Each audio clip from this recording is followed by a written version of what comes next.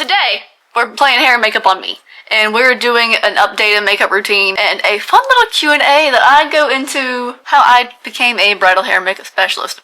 Bailee's version. You're getting the scoop here. I haven't shared this with many people, so you're getting the fresh tea. And it's hot and non-caffeinated.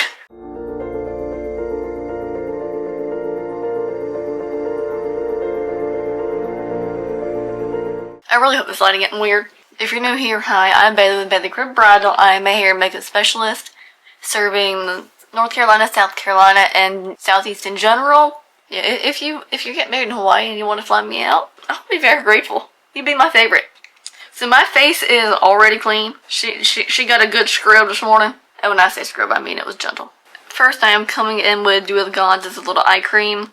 I got this in, I think, my FabFitFun box, something like that. And I like it so far. I haven't used it long enough to really form too much of an opinion on it. But it's nice. First question is, how did you get into bridal? And I got into bridal by, oh goodness, I'm trying to figure out how to word this in a tactful way. Now I'll put pictures of the products I'm using on screen. So I remember being in hair school, and we were in our makeup and hair styling portion, event stuff. They teach you nothing at all. But I remember being in there, in that class, I'm like, I'll never do weddings and events, I hate this, yada yada yada. Look at me now. Anyways, I actually started out in great clips, and I am traumatized. You will be hard pressed to get me to do a men's cut or a kid's cut. Do not enjoy them, not for me. Whatsoever. But after I'd had enough of that and I was just fed up, I went to a salon. I was paid hourly. This was the nice part. I was paid hourly if I didn't make that much or the same amount a week. If I did, I would, get half of what I made. It was 50% commission, but that was my favorite thing about the place. But I'm also traumatized. Not gonna go in depth there too much, but I'll put it this way. There was a new whipping boy every month.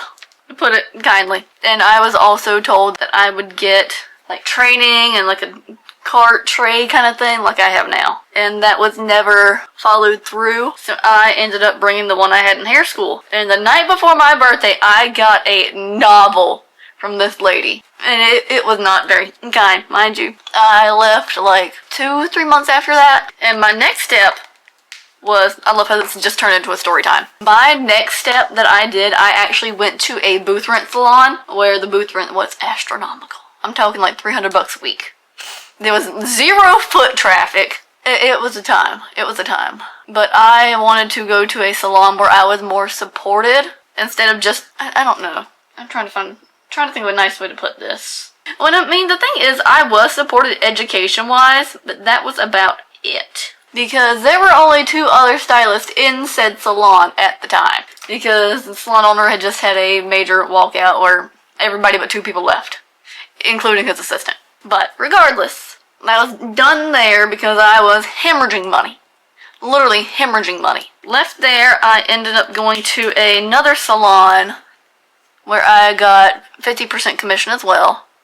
But I also did not get paid for all the other things that I ended up doing. And hot take, you shouldn't have to sit around and wait for walk-ins literally all day. If anything, there should be a rotation of what days the newer stylists have to sit and wait for walk-ins instead of every single day. I feel like I wasted so much time being there, it's not even funny. I got my little Makeup by Mario pencil. I actually just got this and I really like it a lot. But yeah, I was answering phones. I was literally playing janitor, housekeeper, because I was the newest of the newer stylist. So I was not as busy as they were. So I played maid. And I played organizer. And I played receptionist. And I was paid for none of it. I understand, you have to, put in your time and your work and stuff. But when you're not compensated for said time and work, that's not right.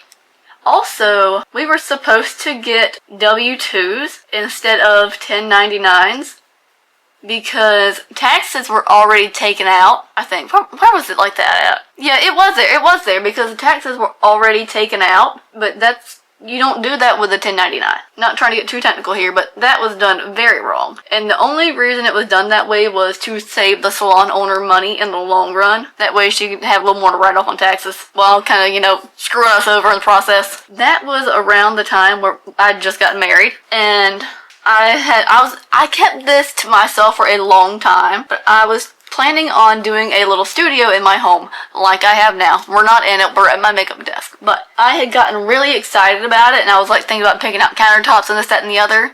And I had let it slip to the salon owner, and homegirl stewed on this for an entire week before actually bringing it up to me, that she didn't like that I wasn't, when I was doing wedding stuff, that I wasn't mentioning anything about the salon itself. And mind you, part of the reason she was like down to bring me in and hire me was because I did weddings and hair and makeup and stuff. But people like that you do that until you get busy. And the whole community over competition bullcrap was brought up. Bullcrap for a reason. People just say that just so they can be mean to you, honestly. But I was politely told I had 3 options. I could either stop doing weddings and stay at the salon, only do weddings through the salon, or leave altogether. And I will let you take a stab at the dark in what I chose to do. Do you have your answers yet? What do you think? If you guessed C, that I left, you are correct. Because I was tired of it, honestly. And I did not want to end up having to drive an hour to work each way. And that's not including traffic or anything. But with that being said, that was the first time I tried to go full-time with this. Notice I said tried. I was not successful. And around like June, July, I ended up looking for like a part-time job somewhere. Because all of this went down in like late March, early April, May-ish. Yeah, no. It was like late April, early May. So that's when all of this went down. And around June, I decided, you know what, let's get a part-time job. I can still do this and, you know, work somewhere else, because I was going at a dark place. I was literally home all the time doing absolutely nothing because I didn't know how to market myself or anything. Like, I would just post on Facebook and that was it. I would occasionally post on Instagram. And keep in mind, my work looked like this at the time. That's not it. I am being so kind to myself saying that I actually sucked back then. Because I did. Everything was frizzy and it wasn't cute. But I ended up working at, it was like, I never went there, but apparently there was a place called Libby Lou, like back in the day, and this place was modeled after that because the lady that owned it actually worked at Libby Lou. And it was summer. And if you've ever been to Myrtle Beach in the summer, it was hot. And we had to stand outside and offer to put glitter on little girls and people and kids and stuff. And it was a makeover for little girls and stuff. And having taught and having the background that I had, you know, being licensed at all, they hired me pretty much on the spot. I applied, I got an interview, and they pretty much hired me that day. And I was the walking, talking definition of being overqualified. I was the only one there with a license because you didn't need a license to work there. I was working with people like a decade younger than me, like actual children. The owner's niece worked there and she was 14. So when I felt like a fish out of water, or when I say I felt like a fish out of water, I did. And you know, overheating's not fun. I went through about 80 ounces of water per day. Speaking of, I'm really thirsty. We're back. We have water. But I would work maybe like 5, 6, sometimes 7 or 8 hour shifts. And within the first half of my shift, I would have almost all of my 80 ounces of water, like, gone. Like, I was bringing, like, 2 Stanleys to work. It was insane. Because sometimes they would lose track of how long you've been outside.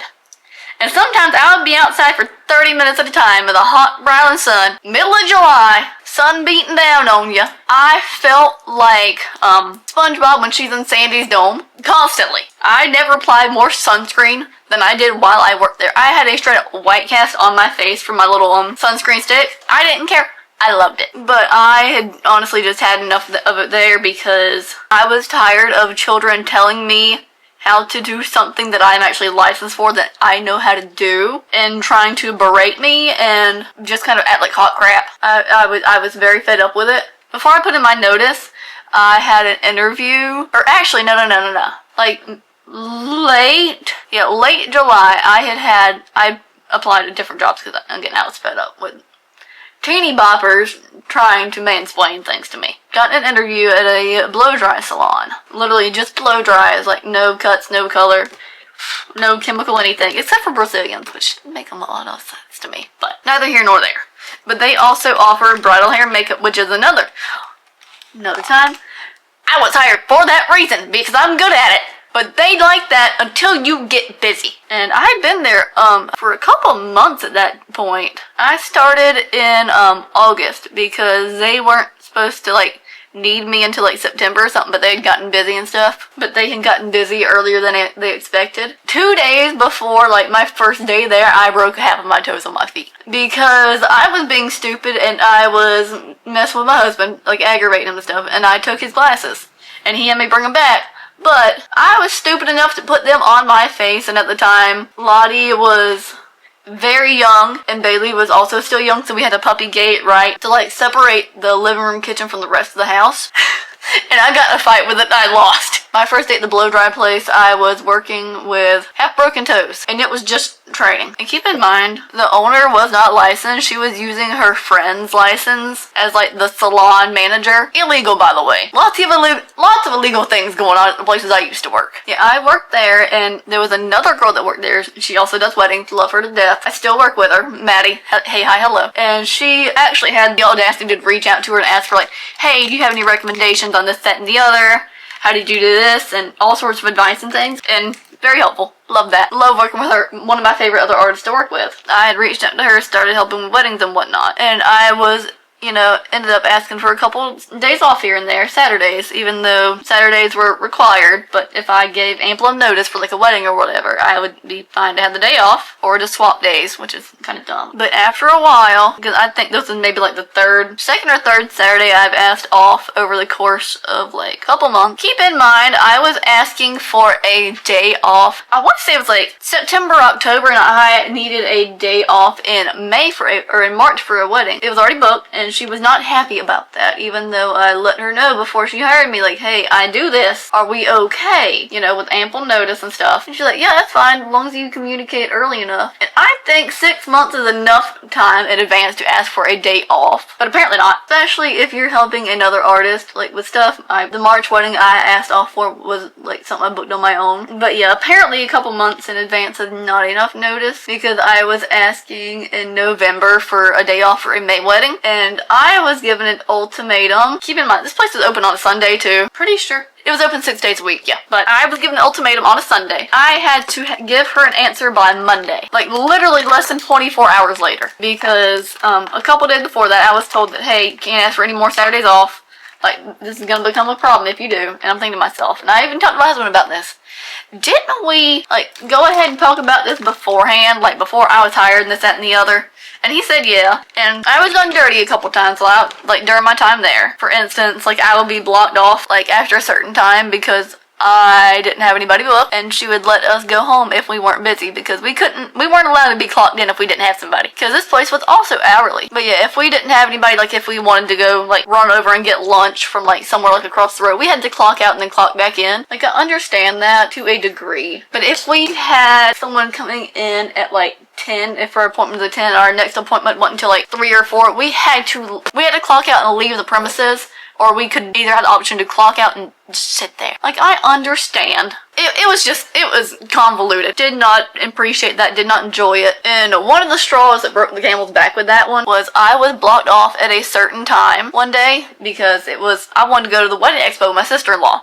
Because I was excited, hey, I do this. I eat, sleep, and breathe weddings. I would like to go. I didn't invite myself, I promise. But I was blocked off after a certain time. So I went ahead and told my mother-in-law, hey, I'm good to go. I'll meet y'all there. And lo and behold, I'd been at work for maybe 30 minutes. I get a notification that I was booked for someone 30 minutes or an hour after I had been blocked off. And the reason I was given for this was, I went ahead and, trying to figure out how, I blocked you off so no one else could book you after a certain time. I was absolutely irate. Hang on, I might still have the text messages. Found the receipts. I said last Saturday I was marked off after 3 and she booked at 3 o'clock without asking me. But yeah, she went ahead and booked at 3 o'clock, and her reason was, I went ahead and put that there so someone else couldn't book you.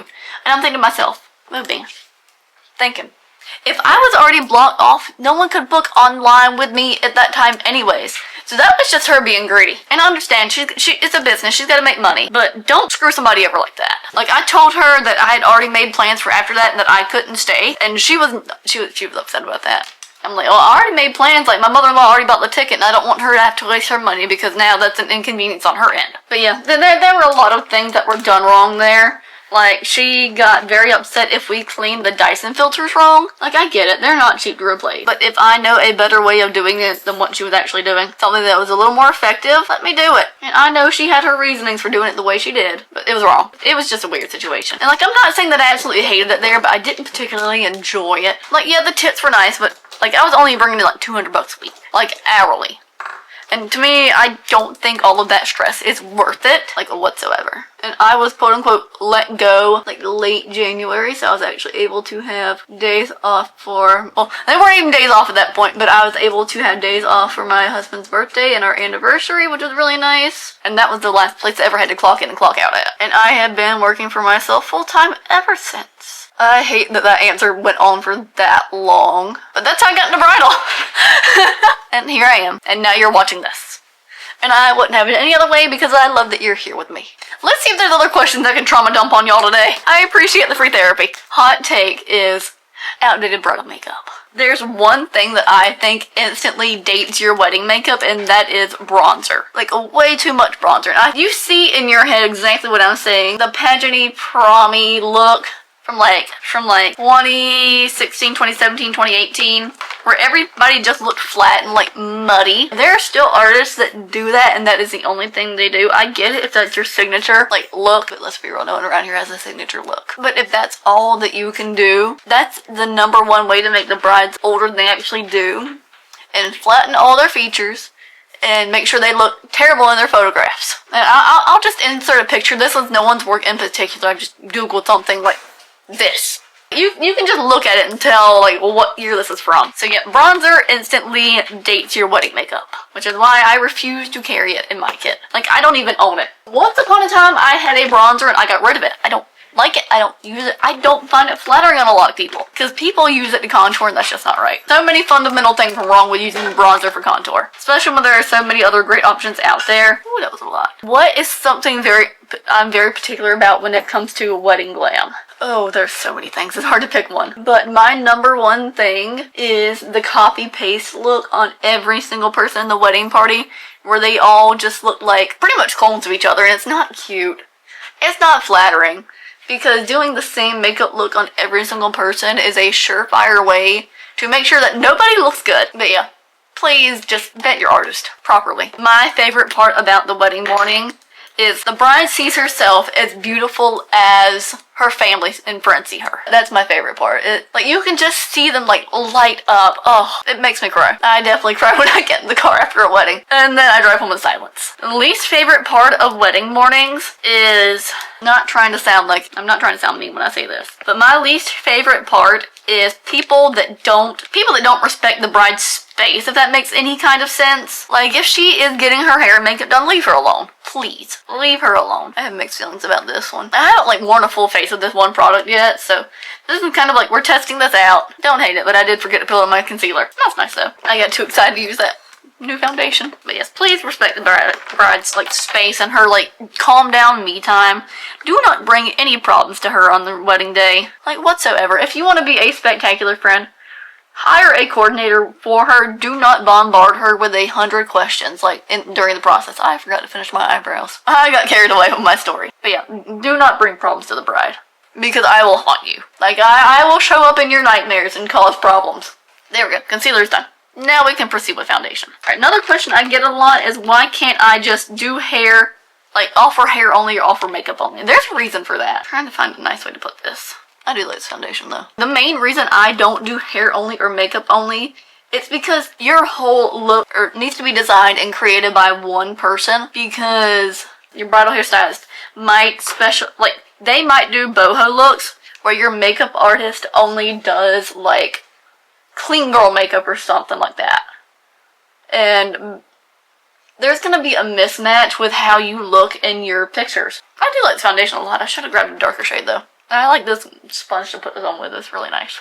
I do usually use the Estee Lauder Double Wear. I hadn't tried the new formula yet, and I'm kind of scared too, honestly. So I'm trying to save my tried and true one. I've heard good things about it. I might just pick up a sample from Sephora or something, just so I can try the new formula without committing to an entire bottle. Another question is, what makes a bridal look cheap? And there's a lot of things that contribute to this, but the number one thing is an artist that cannot edit their own work. Like someone that knows when to stop and not to keep adding more. They need to be able to show restraint, is what I'm saying. If their entire portfolio looks not overdone, but like they just went a little too far with each product, it doesn't look good. That is the fastest way to look cheap. That and is someone that doesn't polish their work at the right before they're done, like finishing touches. And finishing touches are not being able to polish your work, I promise. Not finishing touches, touch-ups. Touch-ups is what I'm trying to say.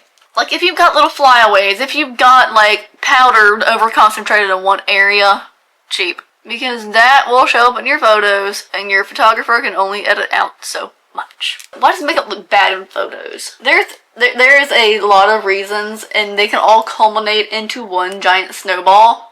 But the main reason that makeup looks bad in photos is when artists don't think about how the look wears throughout the day. Most artists, they only think about how it looks right then when the bride leaves the chair. Like if it looks good enough for them for their before and after picture, that is where a lot of them stop. I do not. My brain is constantly thinking, how is this gonna look during the first dance? Is it gonna photograph well under like the DJ lighting, the up lighting, and direct sunlight, indoor light, fluorescent, incandescent, daylight? Because that makes a very big difference in the way your makeup photographs do. And a lot of times their application is not the most photo friendly because a lot of artists use HD powder on wedding days. Do not do that. I do not recommend. Because HD tends to have a flashback like none other. We've all seen those pictures from 2016, whenever baking really became a big. Because people were using HD powder and not thinking about flash. What kind of brides do you love working with? I love how I've been forgetting to like pose these questions and they're just statements. But the kind of brides I love working with are brides that want to look, so help me, I hate the word timeless, undateable. They want to look undateable. Like if you can't place them in a certain like decade or era, you're my girl. Because timeless can be, like someone can take that term out of context. It's up for interpretation. Like, what is timeless? Seriously. People thought that the leg of lamb, the mutton sleeves would be timeless. No, it's not. What makeup trend now is going to do you think is going to date your photos? And I think one of the number one things that is going to date your photos is the no makeup and the over blushed look. Because that's really popular. So many people still want the no makeup look. Please don't. Please don't. You don't want to look too far off from your everyday self because that's the point where you won't recognize yourself in pictures. What does simple makeup actually mean? And I'm here to tell you, if you want simple makeup, get out of my inbox. Please, respectfully get out my inbox. Because from what I've noticed, when brides say they want simple makeup, they want the absolute bare minimum and they're not thinking about, they don't have the end result in mind. They're not thinking about, oh, I should have sprayed that down. They're not thinking about their photos. They just kind of want to check that off the list. They are treating hair and makeup as a line item. It's like DJ, check. Cake, check. Hair and makeup, check. No, I am not here just to be a check mark on your list.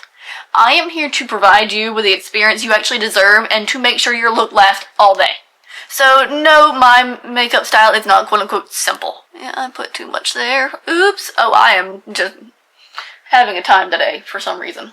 I went a little too high up on that. Oops. If you find a makeup artist that does quote-unquote simple makeup, I will bet you beans brain cells that will not last you through a cocktail hour. Because it's not built to last. It's literally built for like 1 or 2 pictures tops. Because you will dance that off. You will cry it off. It will wash out in photos and it will be pretty much non-existent. So that is why I don't do simple makeup or clean girl makeup or not too much. That is not in my wheelhouse and I am very passionate about this subject clearly. But yes, that term does not belong in my dictionary. So if you just want a few curls, you want simple makeup, just some mascara and lipstick, no. Respectfully, get out of my inbox. My work is not built for you and you probably won't like it. And if that bothers you, I've got great recommendations for other artists that aren't me. On a similar note, what exactly is your signature style / Coastal Editorial Glam / the Bailee Wave and Sculpt? So my signature look is the Bailee Wave and Sculpt, which I will insert here. And Coastal Editorial Glam is a niche that I created. And I've said it before, I'll say it again. Think Miranda Priestley's niece with her feet up, sitting in an Adirondack chair in the Hamptons. Like, you know she's got good taste and she also knows when to stop and to not overdo it. But Coastal Editorial Glam was also built on the need for long-wearing, long-lasting wedding hair and makeup that will survive coastal and humid conditions. And it doesn't matter which coast you're on, east or west. Because your girl knows humidity, and I know, I'm a local. I know humidity. It doesn't scare me. So many artists that move here from other places and they continue to do hair and makeup here. It's not that they're not good at it, but they don't have quite the grasp or the experience on how different hair types and skin types work down here. When in doubt, book a local. And on that note, I will absolutely go and work in the Rockies, because if you can do makeup that will last through a hurricane or on the beach in March on a very windy day in Ocean Isle, if I can make something last through that, I can make something last in the Rockies and the Midwest. Even in Montana. Bring on the buffalo. Bring on the bison. Oh, I'm getting so off track. But yes, the Bailee Wave and Sculpt is a editorial approach to wedding hair and makeup that doesn't look bridal or overdone or pageant-y or prom-y. Like, you're gonna look like you're gonna have more structure to your features, and you're gonna be defined. Order is secured, we have juice, and I couldn't tell you what I was talking about for love nor money. I think it was something like, oh goodness, I have no idea. If you remember, let me know. How we looking? Ah, yes, the brides I love working with, that's right. No, I was talking about my signature look, that's right. But yeah, Bailee Wave and Sculpt. I designed the Bailee Wave and Sculpt specifically so your hair will not deflate and your makeup won't melt on the longest or the most humid of wedding days. Alright, why do Pinterest looks not work on 99% of people? First of all, you don't look like her at all, and I'm saying that with gentle kindness. You don't look like her, so if I put that exact same makeup on you, there's a very fair chance you won't like it. You just think the person in the picture's pretty. If you can't tell me 3 specific things that you like about that picture, you need to find another one.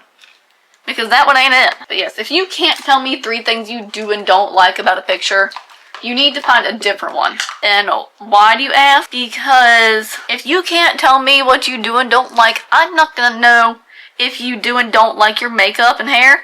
And I won't know how to adjust it or, make it to your liking. If you can't tell me that you don't like how structured the brow is, and I give you a structured brow, but you can't tell me you don't like it, I'm not gonna know that you don't like it. Another reason why Pinterest hair and makeup is unrealistic is because I can almost guarantee you, I bet Bean's brain cells here again. I would bet Bean's brain cells that they used at least 2 packs of extensions in her hair. How do I know? Because I did here, and here, and here.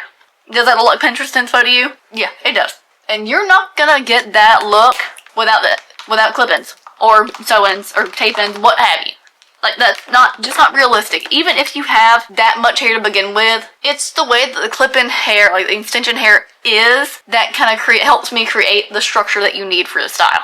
And when I say style, I mean the waves. I don't think I'm forgetting anything aside from my lips. So I'm very proud of myself for remembering right now, because I always forget. You know it's your favorite product, man, if you go get it out of your purse. I need my own pencil sharpener, like a personal one, so bad, because I've been using this nub for months. Please, someone get me a pencil sharpener, because every time I go to the store, I forget. I didn't do anything to my lashes.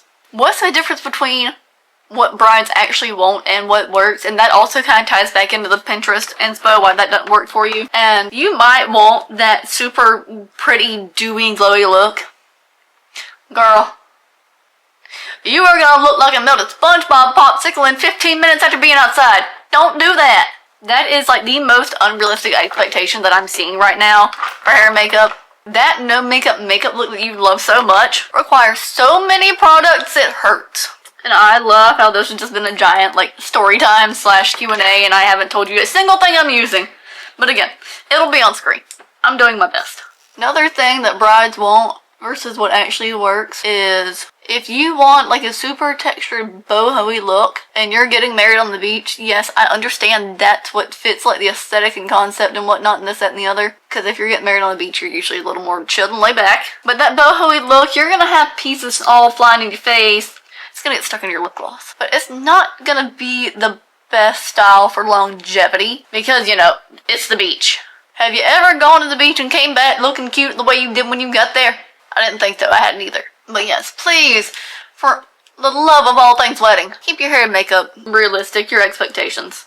I hate when I get the eyelash in my mascara spoolie wand thing. When I say eyelash, that's bean hair. One last question is, what do I have to do to book with you to get you for my wedding? And that question is quite simple. Head down to the description. Head to the description. My inquiry link and website is going to be down there, and you can find all the information you need on my website.